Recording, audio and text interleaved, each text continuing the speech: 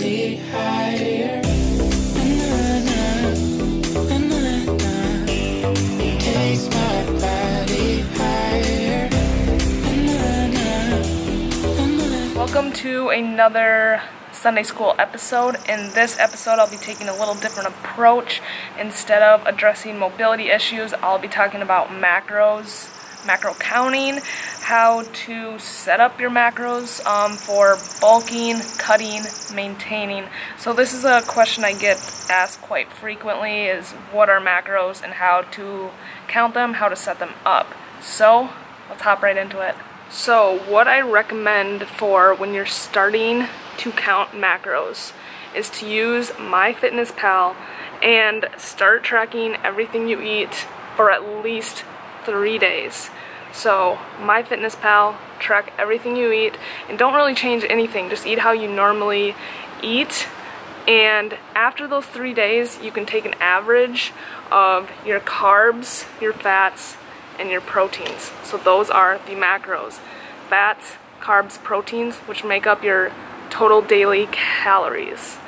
So a lot of people will say MyFitnessPal is hard to use, it's hard to track, but that is the first sign to me that the person is not serious about cutting or bulking. So you have to kind of get over that, and if you want to be successful with your bulk or your cut, you need to use MyFitnessPal or some app to track your caloric intake. Alright, so after you've tracked everything you've eaten for 3 days, like I said before, every single day it's going to give you a breakdown of your carbs, your fats, and your proteins. So you can add up all 3 days, or how many days you track your food. You add up, say, total carbs for every single day. So one day you have 150, the next day you have 200, and the next day you have 120, say. So you're going to add all 3 of those up, divide by 3, and that is your average carb intake. So say the average from those 3 days was 250 grams of carbs, 150 grams of protein, and 50 grams of fat. So that was your average. And say now you're trying to cut. I say start with those macros.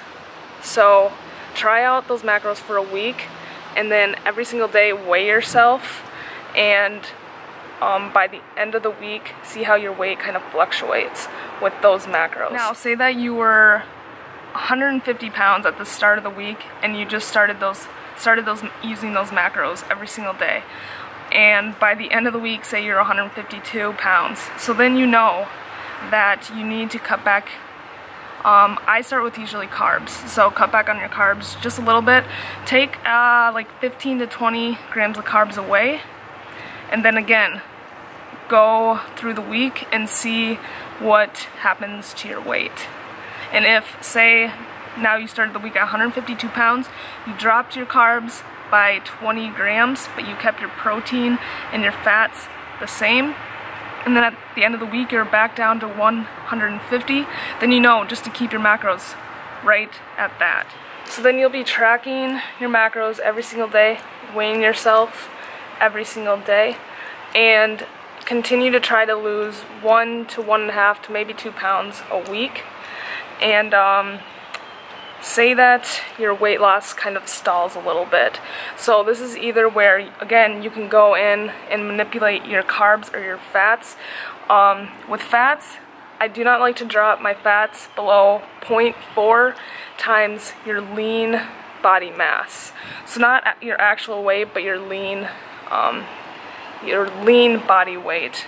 So 0.4 for fats times lean body weight. I do not like to drop below that number. So for me, that's like I'd say about 125, 130 pounds times 0.4, which is like 48 grams of fat or 44 grams of fat. So I will not drop below that. And with protein too, the more you get into it, deeper into a cut, the more I kind of like to raise protein. So when you're plateauing with your weight, you can either drop carbs or fats just a little bit. You don't need to start out with big jumps.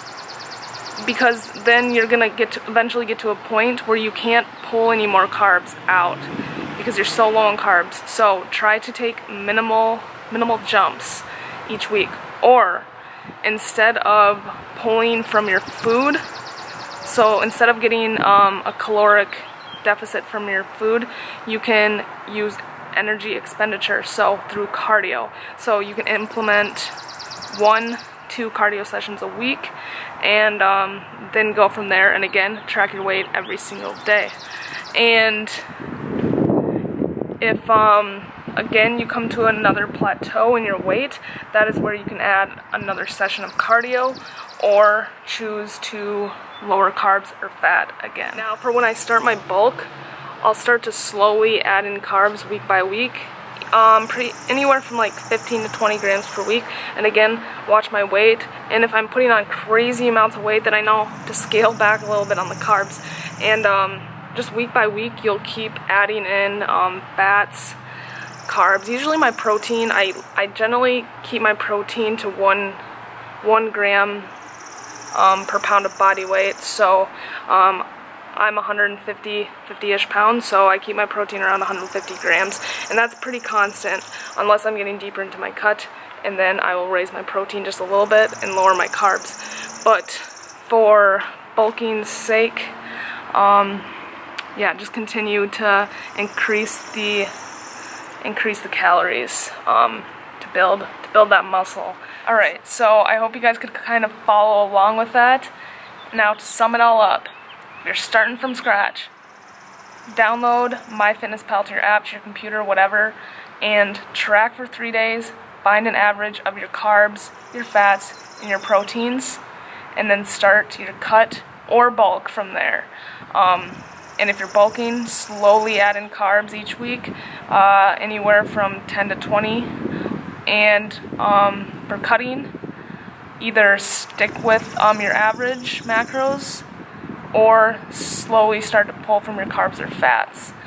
Now, if you're transitioning from a bulk, you can either recalculate your macros from the amount of new calories you want to intake, or you can just start to slowly pull from the macros that you were taking in. And again, I suggest when you're starting to cut, start slowly. Start slowly, because people make big jumps. So say, using my macros again, say I was taking in 2200, and they'll straight jump to like 1400 calories. And yeah, sure, you're gonna see a lot of progress in those first, 5-6 weeks, but then you're gonna start to hit plateaus, and it's like, where are you gonna pull from 1500? You're eventually gonna have to drop down to 1,000 calories, and you don't want to have to do that, and you don't want to have to be doing cardio every single day of the week. So start slow, slowly start pulling from your carbs, see what happens. If you start to slowly drop weight, then just keep your macros there. Do not change your macros until you absolutely have to, and weight stalls, or adding cardio, and slowly add in cardio. You do not need to throw in cardio 7 days a week from the get-go, because again, when you plateau or stall in weight, there's no room to add in more cardio if you're already doing it every single day of the week. So I hope this all made sense. Once you get macro counting down, it is so easy, and yeah, it is a good way to track progress for sure. It has been the most beneficial, most efficient, optimal style of dieting for me so far. So I recommend you try it out, and it helps you learn what kind of serving sizes are, portion sizes are, and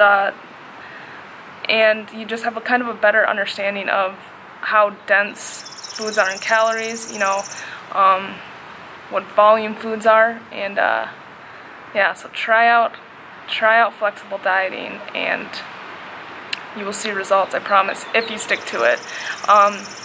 It's not hard to input stuff to MyFitnessPal. You can literally find anything in that database. You could find hamster food, I swear. Like, I'm sure it's in there if you look, and you can find the macros for it. So type, or you can scan in too. There's a little scan option where you can scan the foods that you're eating. And if you really want to get meticulous about it, weigh your foods. I definitely weigh like pretty much everything, especially since I'm cutting now. I will weigh everything that I'm eating just to be as precise as possible. But like for salads, stuff like that, I generally do not weigh that. I just eyeball it and kind of be consistent with how much I'm using every single time. But things like peanut butter, you need to be weighing peanut butter out because it's a serving size is a lot smaller than you actually think. And yeah, it's not hard to weigh stuff out either. It's putting a bowl on and pouring something in there. So, hope this was beneficial to you guys. Hope you enjoy it. If you have any comments or questions, always leave them down below and I can help you out. So, thank you guys for checking out the video. Hope you enjoyed it, and I will see you next Sunday at school. I did that all in one take, by the way, so give this video a thumbs up.